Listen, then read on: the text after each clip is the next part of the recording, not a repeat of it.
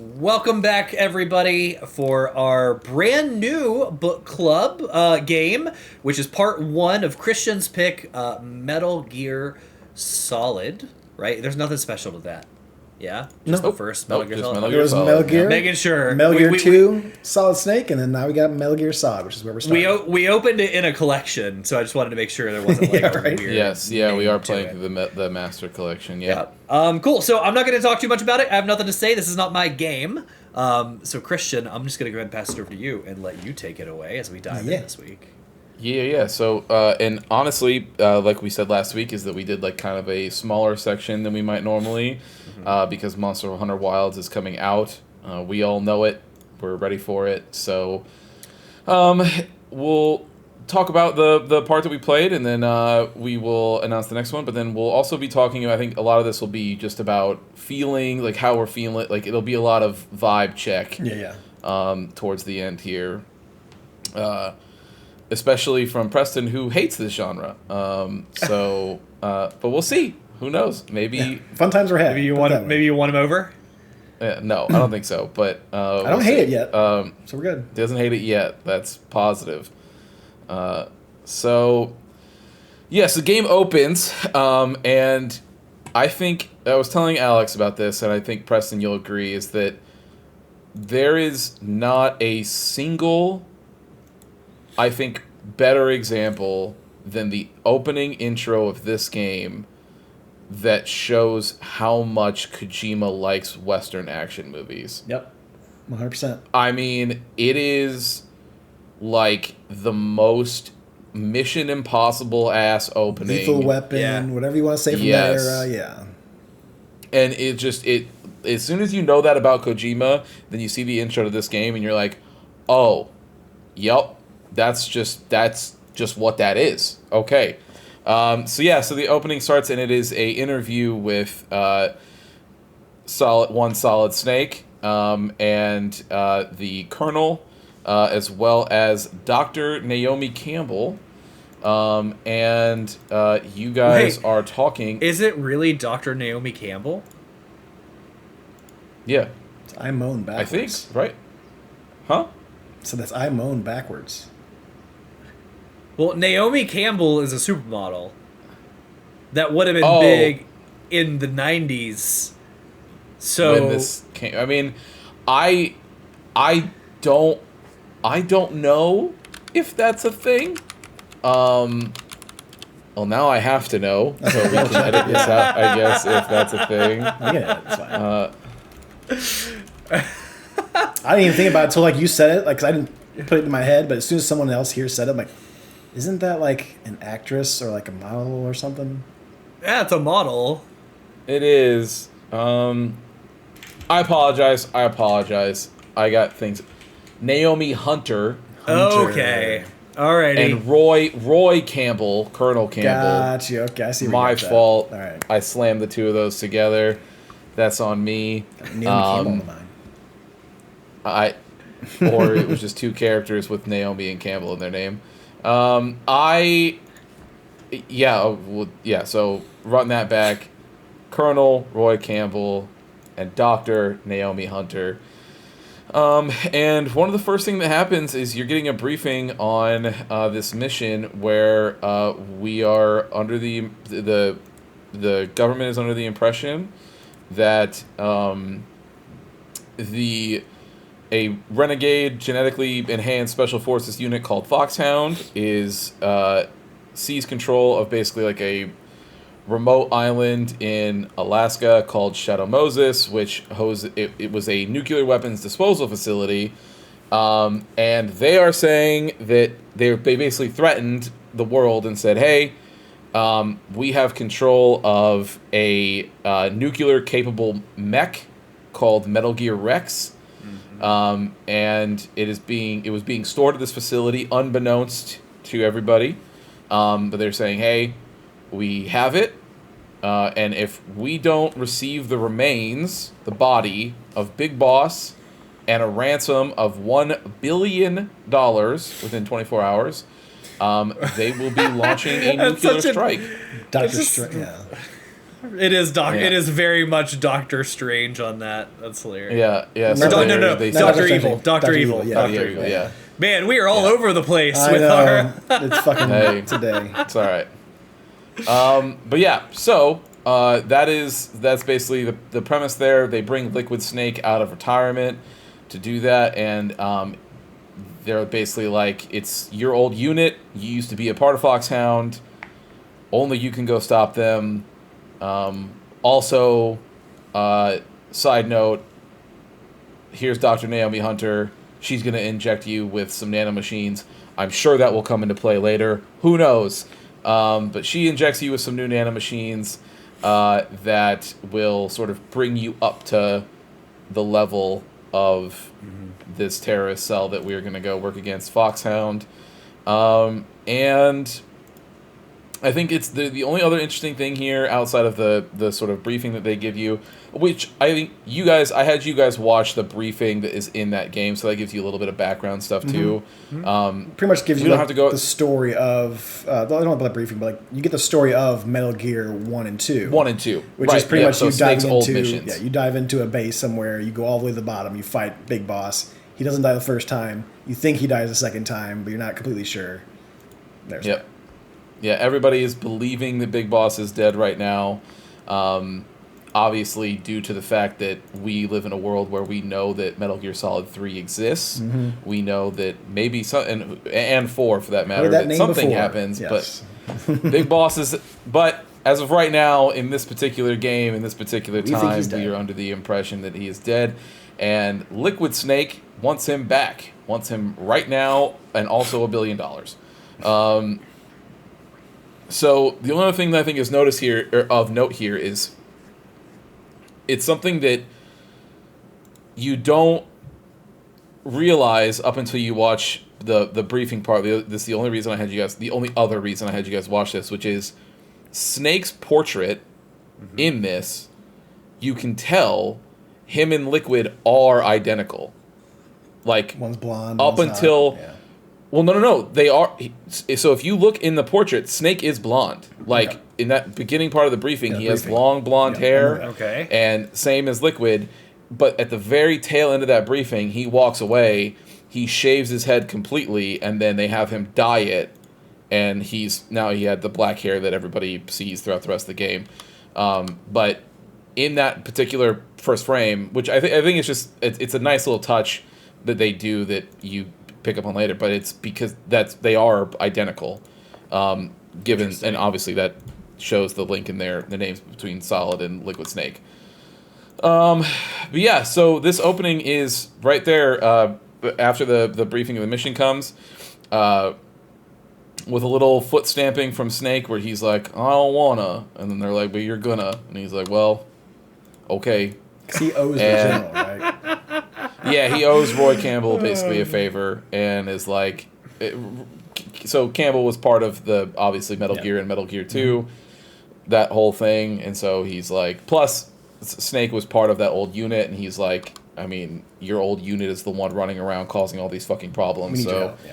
You need Yeah. to go take care of it.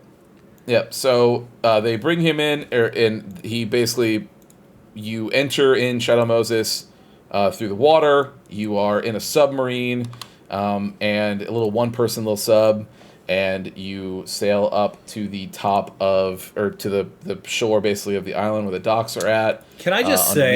say, I don't think I've ever had a video game try so hard to give me like motion sickness. Because like, first of all, that's not like they do the waviness to the camera the whole time you're underwater. That's not how that works. When you're underwater, you don't see things be wavy, right? But boy, did they go over the top with the wavy effect for like a full 3.5 to 4 minutes of this intro. I do think it is a funny effect that they do to show that you're underwater. Yeah. That being said, this does feel a little bit like, no, they can't breathe in space. Why are the people out on the Jedis out fighting on a fucking Star Cruiser complaint? A little bit. No, it was just.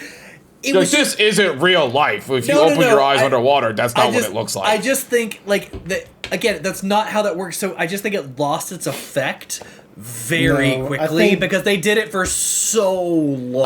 I don't think it's so because you instantly knew what they were trying to do. Whether or not it's correct, you knew what they were going Games for. did it Oh, all the time. I get that he was underwater. I think at first it would have been fine, but like they just did it and did it and did it for so long. Like you don't need the My water problem effect with on the the effect- sub, and then when he swims, and then when he gets on his little personal thing, and it was just a lot. My problem with the effect is that when it camera cuts inside the sub, it still does it, and you're like, this is goofy. Like you just cut it here, start the effect again when you're on the outside. But yeah. Yes, I'm just saying they did it a lot. Yeah. They did it a lot. It I didn't mean, need it's a to be that 30-second much. cutscene, but yes. It's a lot. Yeah, 30 seconds of your life flushed down the toilet. It's gone. So much. So much, yeah. But so you surface, you get on the docks, and you are in your little wetsuit, and we are off to the races there. So we are being introduced to the core sort of parts of the game here. So as you're playing through this part, I think, again, gotta call it out. It's so clear that Kojima wants to be wants this to be feel like you're playing a movie, right? Like you're playing a movie.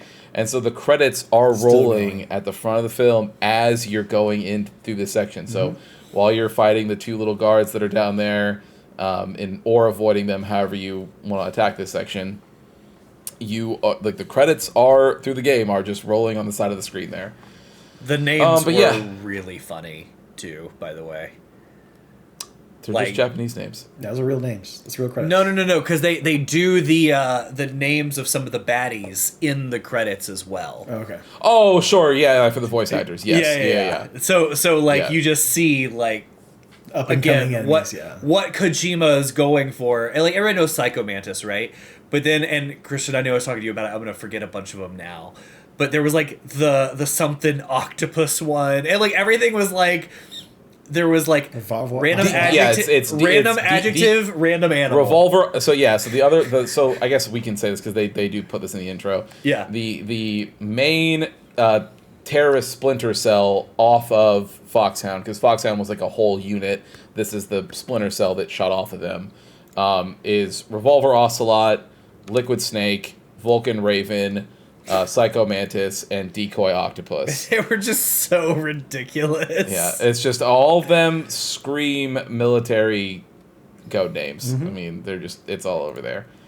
I still think my favorite one out of all of them, probably still to this day, Revolver Ocelot has Very such cool. a fucking flow to it that you're just like, I want to hate this, but it's good. It's a good one. But yeah, so you get to the docks, and as the credits are rolling, you're going through, and this is where we first get introduced to the codec. So the codec is your main way to, later we find out, is to save the game, but also this is how you will interact with all of your squad, any of the teammates and anything like that. That is what you'll use. And so it is also functions as a hint system. So if you're stuck somewhere, you use the codec and you can call different characters and they will give you hints, ideas, things to try, whatever. And it also, like I said, functions as the save system.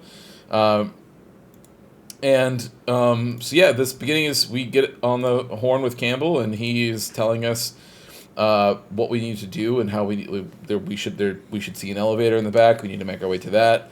And he also gives you some tips on how to fight, sneak, crawl, some of the basic early controls there. And yeah, so we go through. There's two, and we'll go through how you guys felt made your way through these 4 sections. I'm just gonna get through them. Sure. But you fight these 2 guards, and then you call the elevator. When the elevator starts to make its way down, you have to hide because another guard is on its way down. And you wait. Guard pops out. You take care of him. Get on your elevator, and then another action movie sequence happens where the music is kicking on, and Solid Snake is taking off all of his scuba gear, and boom, there's the sprite that everybody knows, that everybody has seen throughout history, where he's got his little bandana, he's got, the same sort of Solid Snake sort of PS1 model that everybody has seen forever, and then boom, right as he's coming up the elevator, Metal Gear Solid, tactical espionage action right across the top of the screen, and that's your title card. That's the first level. That's Doc's done. So then we get into the next level, which is the heliport. So you get up here, and we get a Kodak call from Campbell, where we meet Naomi Hunter. Obviously, this first time in the game, second time if you've watched the briefing. But she is the doctor that's assigned to the operation, and then we also meet Mei Ling, who functions as your sort of the save function in the game. And Campbell sort of explains the mission details while Naomi describes some of the capabilities of all the different members of Foxhound.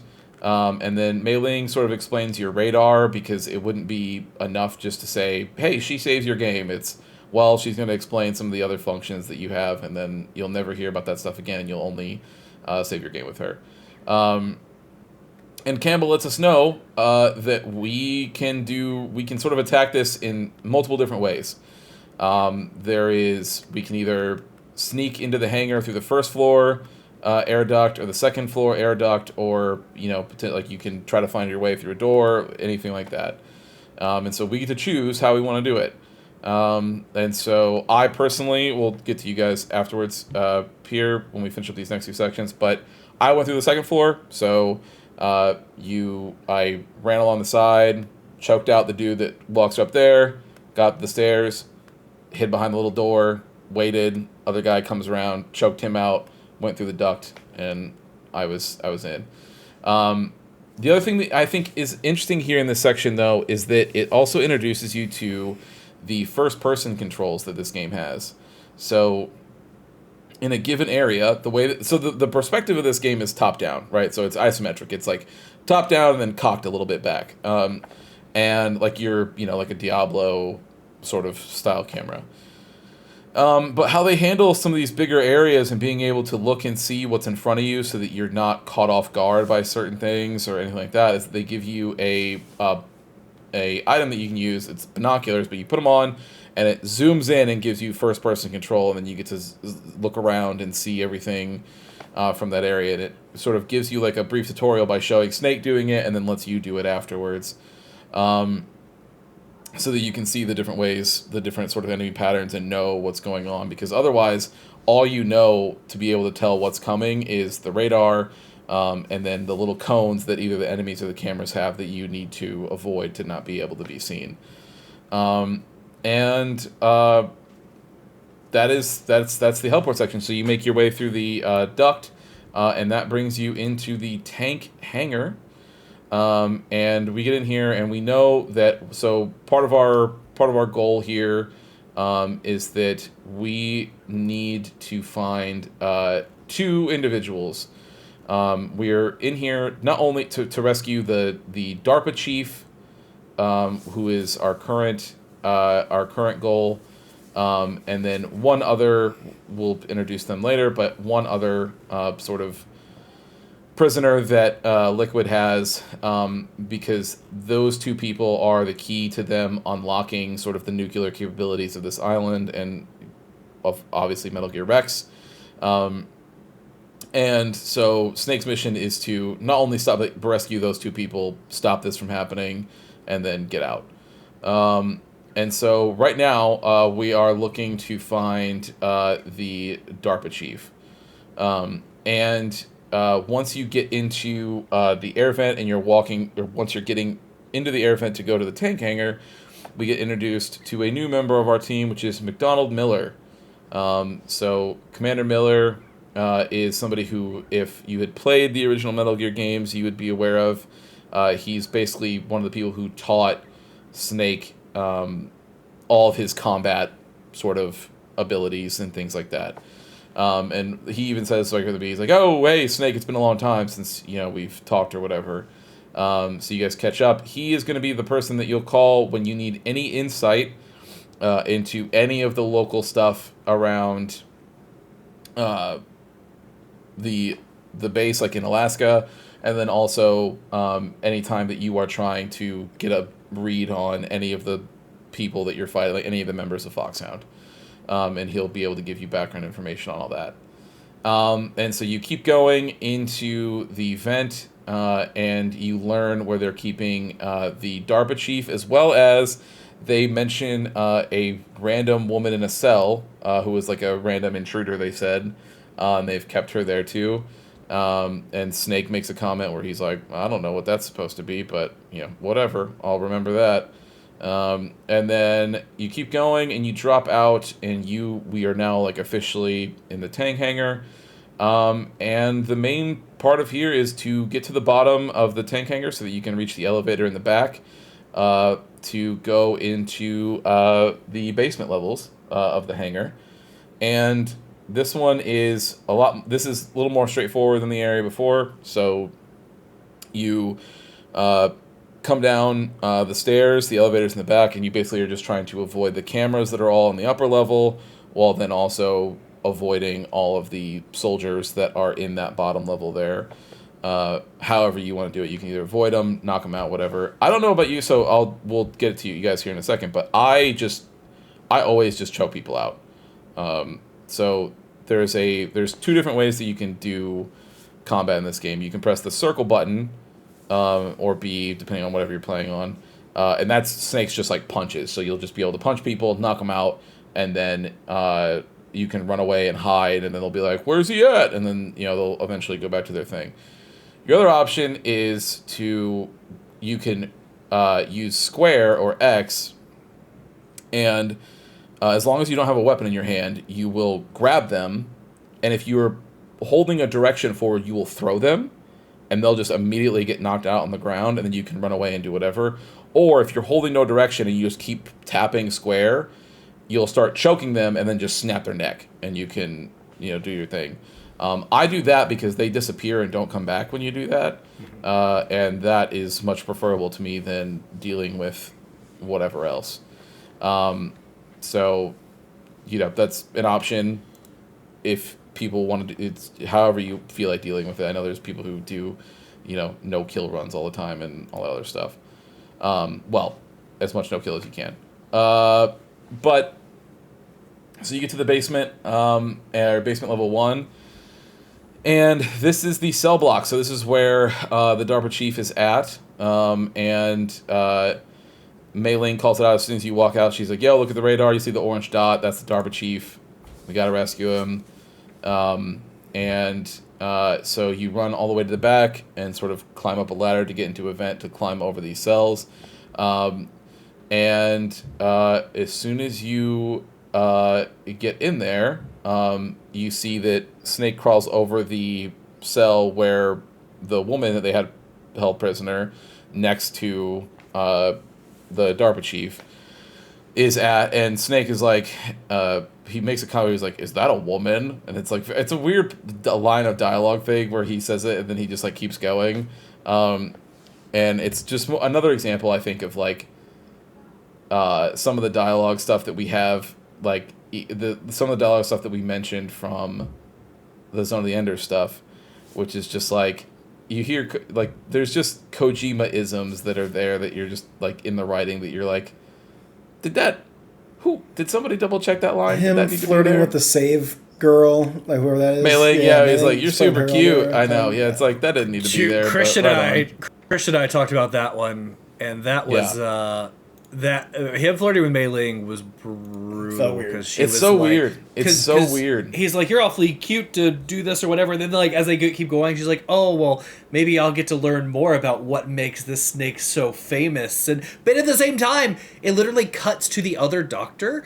And she's like, laid out thick. What'd you do? And he's like, oh, I did. She's like, I did a strip search. And no, he said she did a strip search. And she goes, well, maybe when you get back, you can do a strip search on me. And I'm just like, what is going on? These two conversations are happening back to back. I know. And they're just like overly sexual. It's ridiculous. Amen, right? And it's funny too, because you wonder, because there is a little bit of that stuff in American action movies, right? Like there's always like Sure. a wink and a nod, like like I don't think it's ever laid on as thick as it is in some of Kojima's writing, right? Sure. But there is a little bit of, and so it's just so funny that like again, you're seeing it's like it feels like you are seeing, much like how when we were talking about during the weekly prologue thing where we were talking about Nomura hearing Shakespeare and then turning that into the Loveless thing, like that was his impression of it. It feels like where it's like this is Kojima's take at an action movie, like, right, like his first, like he watched like all the Die Hards and all Lethal Weapons and all the Mission Impossibles that were out at this time, and he's like, I can do it, and like this is what he, like that was this is his first draft, you know what I mean? That's certainly what it feels like. But yeah, so we pass over her cell, we land in the DARPA chief one, and we start having a talk with the DARPA chief where he sort of breaks down the Metal Gear project and is telling us all about it. He says that Snake tries to explain to him that we got to get him out of there, and he tells Snake, so you're here a little bit too late. I have already surrendered my half of the detonation code. They got it out of me. They tortured the shit out of me. And you have to get down to the second floor basement very quickly to rescue the Arms Tech president, who is the other prisoner that we're trying to rescue here. And we have to do that because he has the other half. And if they get that other half, it's game over. They're gonna launch the nukes and we'll be done. And so right as you start telling him, okay, well, let's get the fuck out of here. Like, I'm gonna get you set somewhere, and then I'll go down and try to get him. The DARPA chief, he explodes from a heart attack. His heart just goes pop.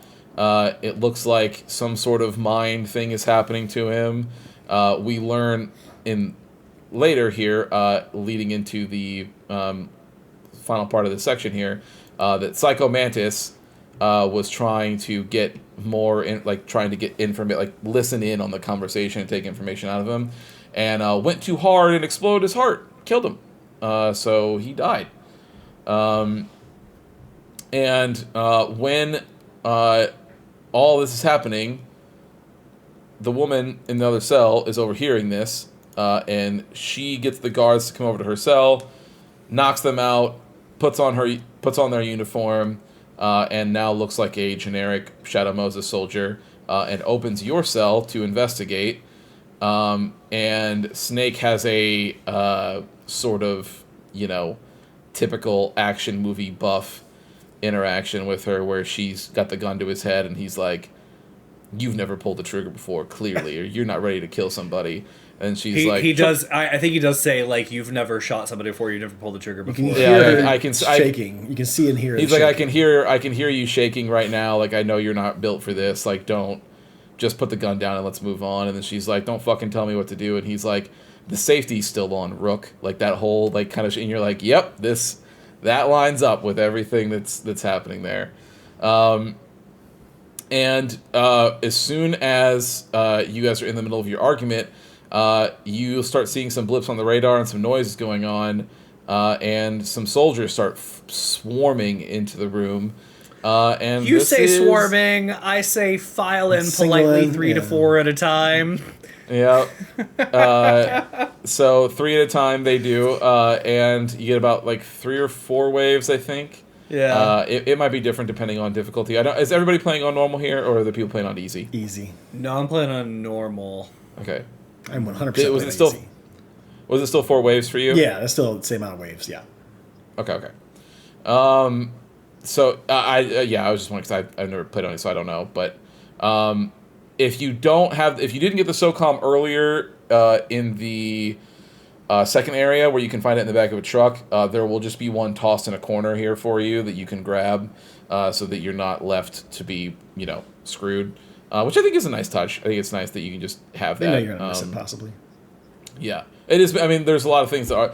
there are things that are missable, but there are never critical things that are missable. Sure. Like, you will always have everything you need to complete the game as you go through. But yeah, so as you go through, you will see these enemies come in. You start shooting them. The first set, the soldier does nothing. She just stands there. And you kind of see, like, they try to do, like, a shaking animation by having the gun, like, move back and forth, but there's nothing that's happening. So you kill all 3 of those, and Snake yells at her and is like, shoot! Like, you need to start shooting right now. And she's like, don't tell me what to do. And he's like, I'm telling you to shoot. And then She the goes next all wave Rambo. comes in, and she just screams. It's like, ah! And, like, fucking mows everybody down. And so you shoot the next wave that comes in right after that. And then we have one final wave where they all throw grenades in that you have to run away from and get on the other side of the door there, or towards the door, I should say, to avoid the grenades. Enemies come in, you mow them down, and that's the encounter. And you see where, like, the Snake is trying to get some information out of this soldier as they're running down, and they turn around, start shooting at Snake, like telling them not to, like, don't follow me, and they just start firing down the hallway. Snake hides, and the elevator shuts as they get in it and go down, and the last thing that we see is Psycho Manus floating in the air there. And he basically makes a comment about, like, you know, yes, little girl, keep coming, like, come this way, insinuating that he is in control, or he's influencing that soldier to make her way down to him. And after that, we can now open up any of the rooms on this floor with the level 1 key card. So if you want to look around, it's basically the only thing that you get is you can go into that room and find some extra boxes of ammo where that soldier was knocked out before. Otherwise, you go back to the elevator, you head down to basement level 2, and that's it. Real That's where quick we ended. question: do you need to have the key card as item that you are holding, like a gun, to be able to use it, or is that just something that automatically opens doors? Because I didn't get those doors to open. No, if it's a level 1 door, you run up to the door and then press the action button where the panel. You don't have to have it equipped, but you have to have you be in front of the panel and then it will open. Okay. All right. Yeah. Okay. But yeah, we go down the elevator, we get to level 2, and then that's it. That's the end of this section. Okay. Preston, I'll let you start Sure. if you want to. Yeah, for starters, I almost went a little bit further than what we said because I didn't realize that I was in the hangar. Because when you go down, it just says the armory, and I didn't remember the armory. All I remember was hangar level 2. And that was basement level 2. I didn't consider it same thing. I thought we were going to go up at some point or something like that, or find somewhere else. So this is where I tried to go further and can't figure out how to open anything up in the armory. I know that I'm knocking on a wall to make it sound different, to get through somewhere, but I can't figure out how to do it. I don't have any C4. So what I do is I go back and I start exploring other parts previously. So I'm now going back and going through it all. I spend a little extra time. I end up looking up a guy. I'm like, oh no, this is the 4th level. Okay, then we should stop here. Starting off, yeah, I do love the style of it. Obviously, you know, his homages are, you know, showing on the forefront, and I love those type of movies. That was very cool that the credits still continue to go on as you're starting to play that first level. I am not taking anyone out because I did not know that you can permanently knock them out. I'm just avoiding everybody at all costs. So, the first section, no problem. I get into like the top right corner, near the elevator door as I walk past a couple of the guys. Real quick, as far as how they can detect you, it's only when you're within that little cone, right? Correct. They can't hear you if you're running behind them. No. Well, if you are doing like a crawl or like walking, no, they can't hear you. But if you're in a full sprint and you are like the same footsteps that you hear in the game of Snake going like clunk, clunk, clunk, clunk, clunk, they will be able to hear that Okay. if you get close enough. Otherwise, like you have to be right next to them for them to hear you though. I think easy is making that a little easier for me as well. Probably I haven't really looked into like what easy is actually doing for me. Yeah, I don't know. But I just started off because I knew I wasn't gonna fuck around with normal. So I get to that first section and we get to the part to where I think it's where you have to decide on if you're going to take the top section vents or the bottom section vents.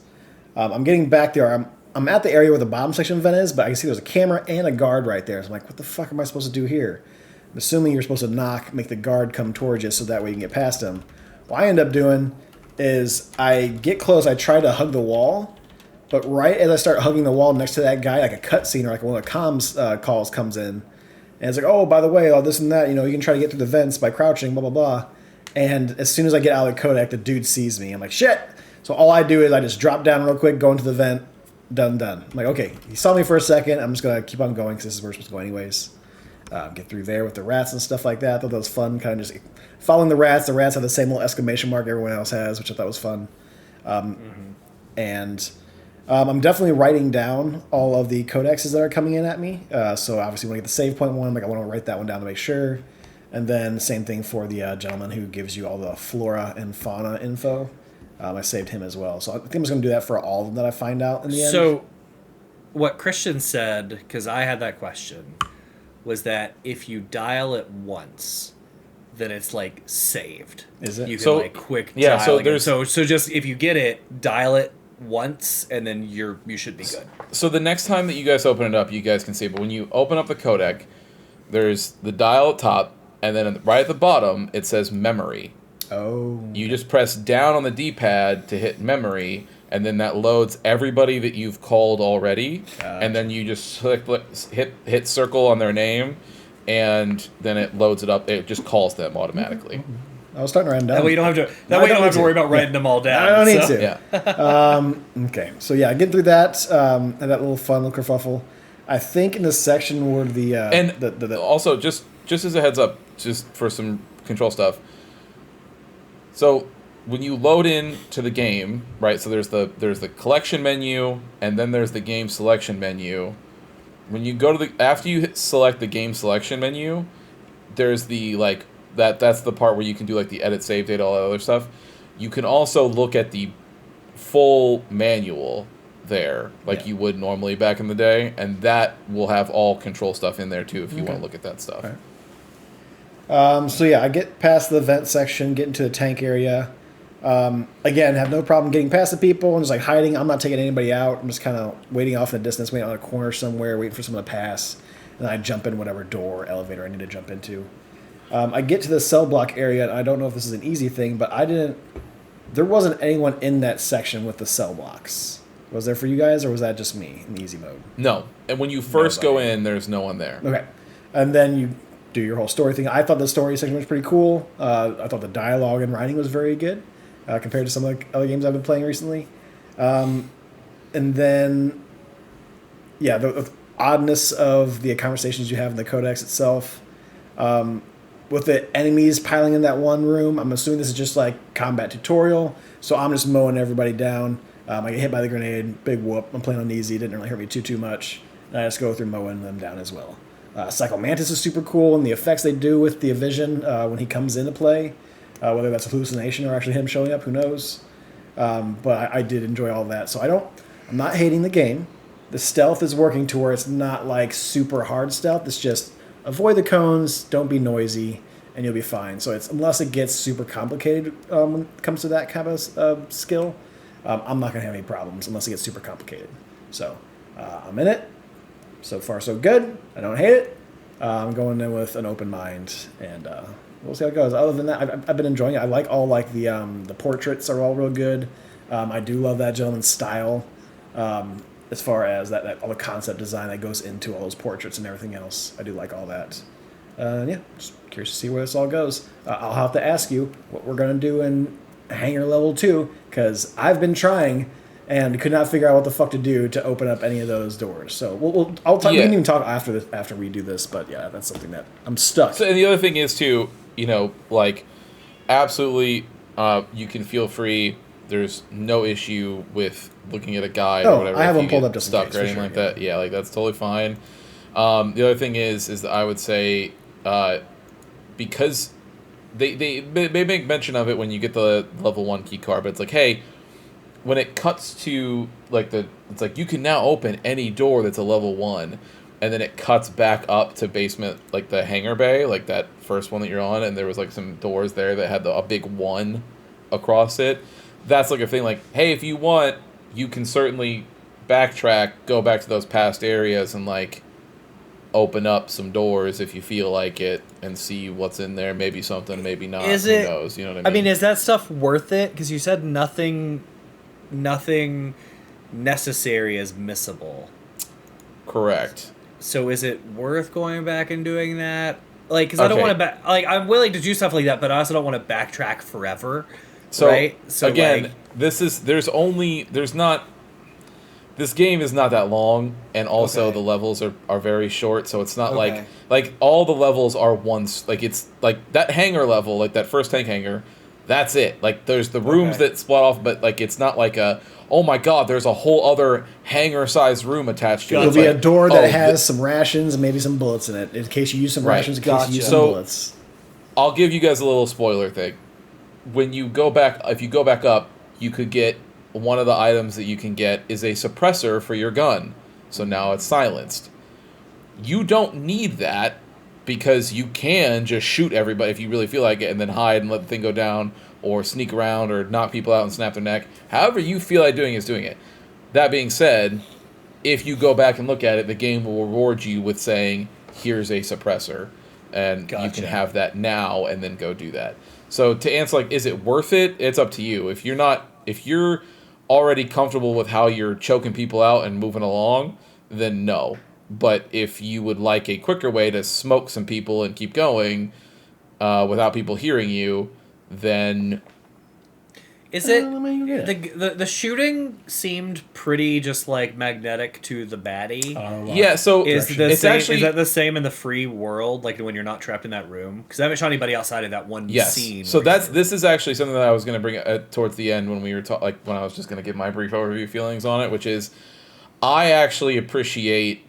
So this game does, I think, the best implementation of like a tank control, which is they're tanky.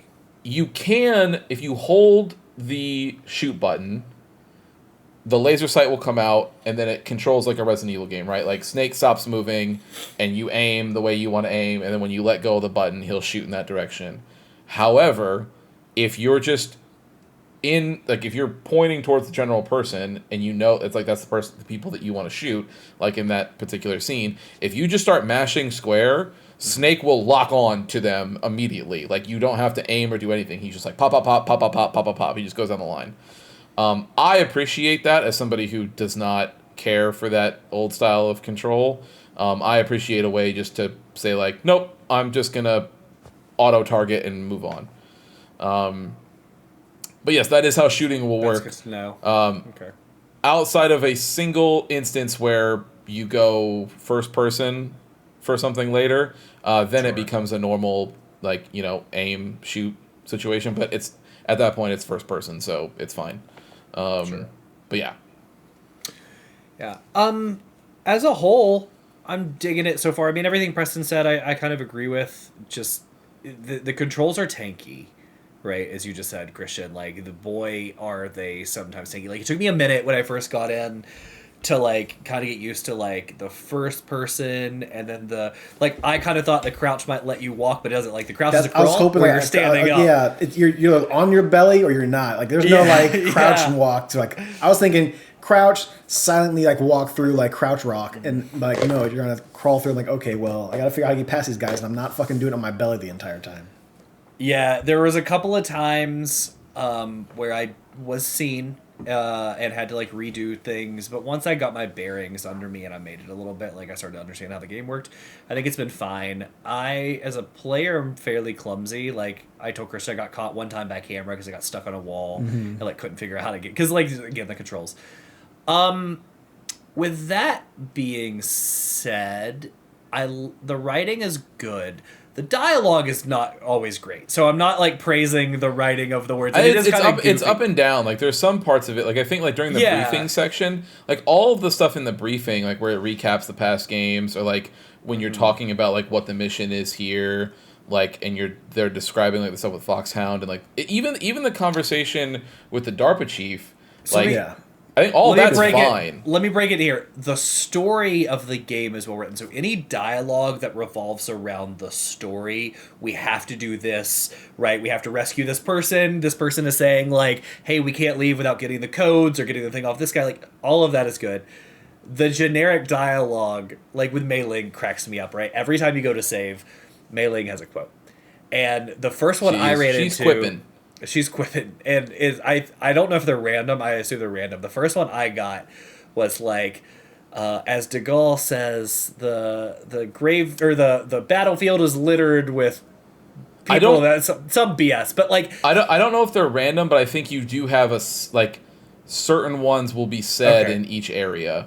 So like that one happens, and then Snake is like, oh wow, like do you always have quotes like this? Like where'd you learn that? And she is like, oh, my parents are Chinese, but I've lived here in America, so I read literature from both sides. And I told Krista what cracked me up is like, lady, he's French, neither Chinese nor American. So like, I think the whole thing just what they mean is the difference between Eastern and Western literature. But yes, no, I know, but it's just like, again, those little things are not well written, and it's funny, right? Like it's fine, but I'm not going to go out here and say it's Pulitzer Prize winning. But the story is well written so far. Yeah. Like I do like that. I don't think Kojima will ever be on the short list for a Pulitzer in his time. No, but it's not great that sense. Maybe for predicting world events. Yes, if there's an award for that, he might be up there. The story has been fine. I'm interested to learn more. There is a little piece.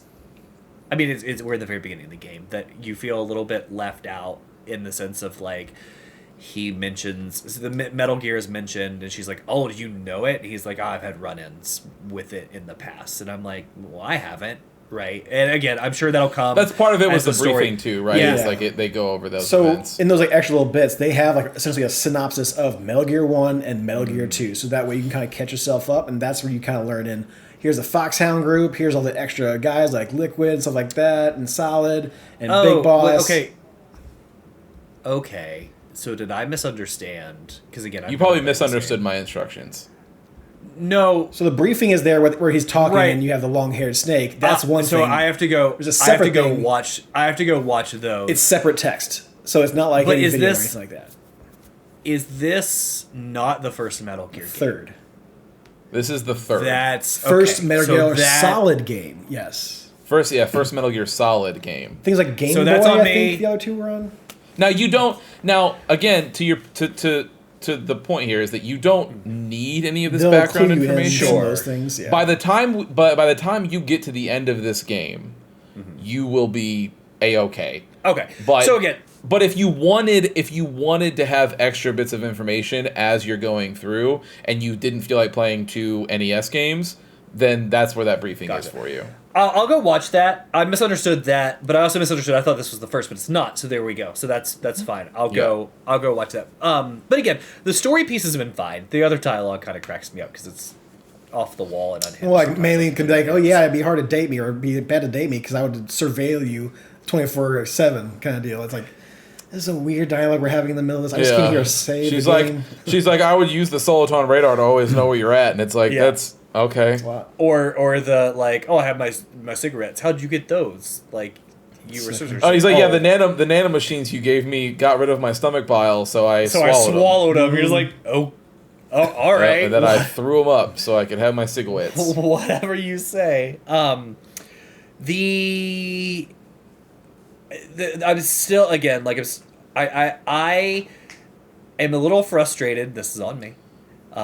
I have not punched or knocked out anyone. I have just snuck past everyone. So, on my way back, not knowing where I was, I'm like, now maybe I'm missing something. I went back to that section where the 2 vents are, And I was trying to take down everybody, apparently. Because one guy saw me, I tried to run. The other guys, I got 2 or 3 guys shooting at me at once. On easy mode, you automatically eat rations. So if you run out of full health, they'll just go ahead and consume a ration for you, which is real nice.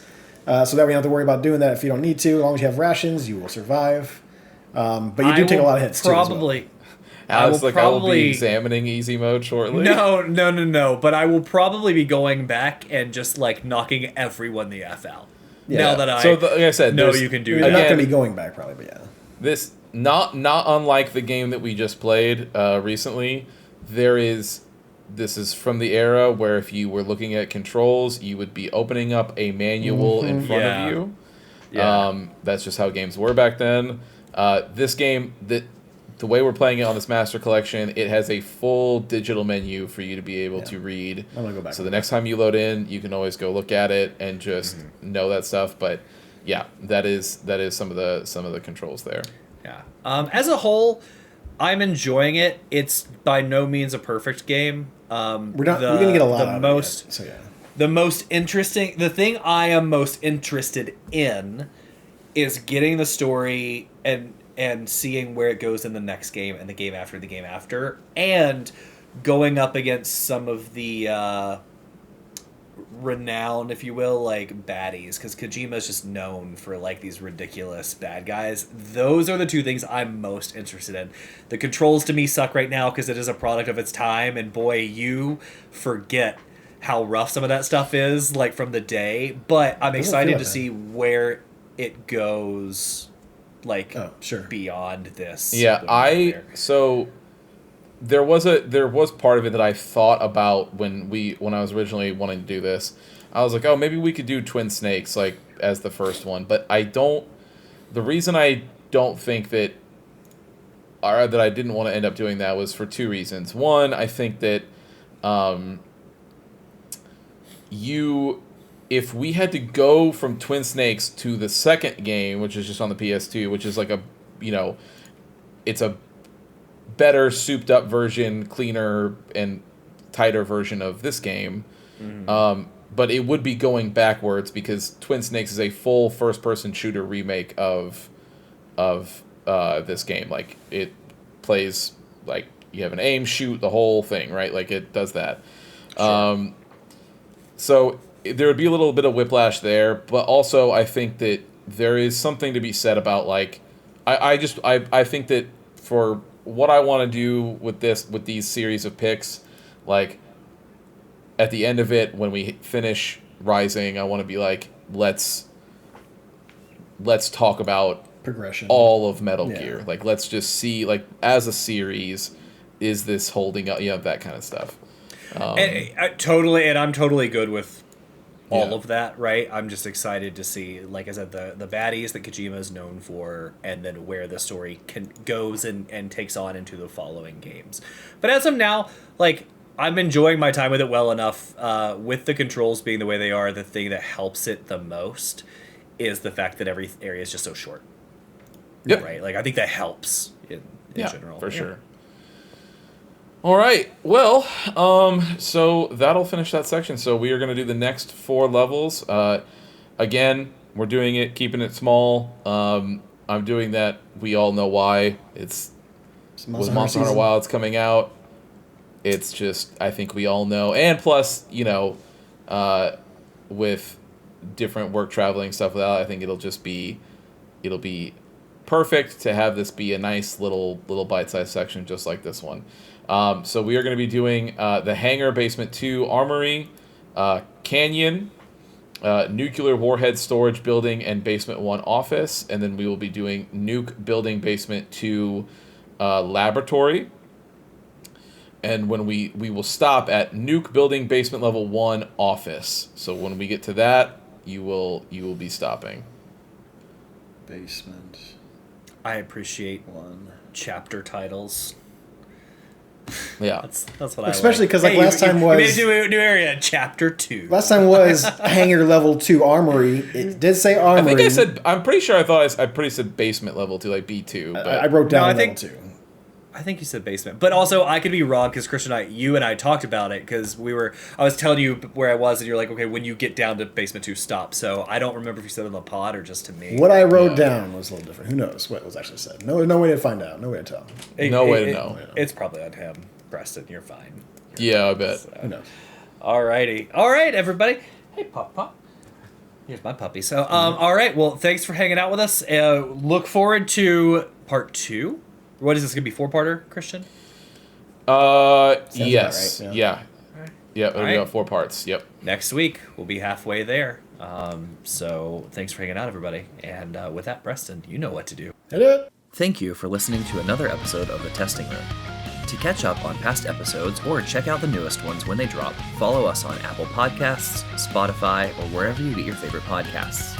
If watching is more your thing, check out youtube.com/thetestingroom or Twitch TV/testingroompod.